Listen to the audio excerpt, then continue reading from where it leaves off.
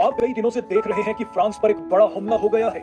ये हमला किसी दूसरे देश नहीं बल्कि फ्रांस में ही रहने वाले शरणार्थियों और वामपंथियों ने किया है।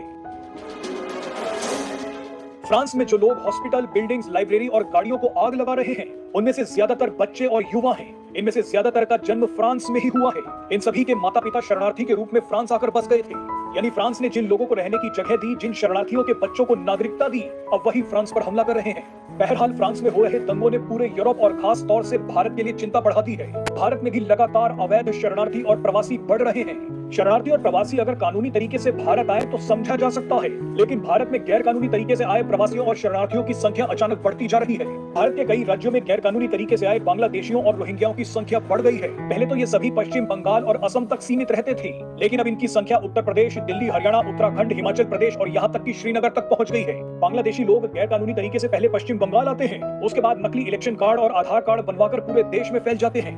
ये मानना बेवकूफी होगी कि जो फ्रांस में हो रहा है वो भारत में नहीं हो सकता। भारत भी एक टाइम बॉम्ब पर बैठा है। कई मीडिया रिपोर्ट्स में दावा किया गया कि सीएए और एनआरसी को लेकर दिल्ली और उत्तर प्रदेश में जो दंगे हुए उनमें रोहिंग्या शामिल थे। सबने देखा कि दिल्ली और उत्तर प्रदेश की सड़कों पर कैसे पत्थरबाजी की गई और कैसे आगजनी की गई। उत्तर प्रदेश के मदरसों पर जब छापा पड़ा तो वहाँ कई रोहिंग्या मिले। इन सभी के पास हथियार भी थे।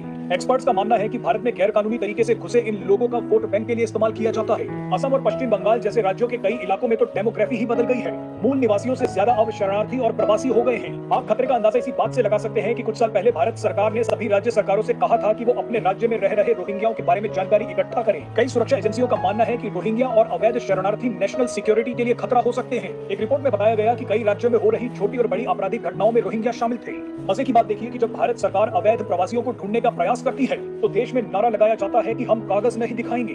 अवैध प्रवासियों के समर्थन में लिबरल और वामपंथी सबसे आगे रहते हैं, ह्यूमन राइट्स और लोकतंत्र की दुहाई देते हैं, लेकिन ऐसी हरकतें देश के लिए खतरनाक साबित हो सकती हैं। देश में धीरे धीरे अवैध प्रवासी बढ़ते जा रहे हैं। इनकी पकड़ भारत के हर राज्य में हो रही है।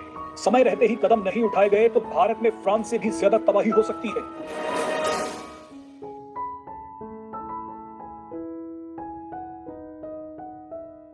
को लाइक कर देना भाई, चैनल को सब्सक्राइब कर देना।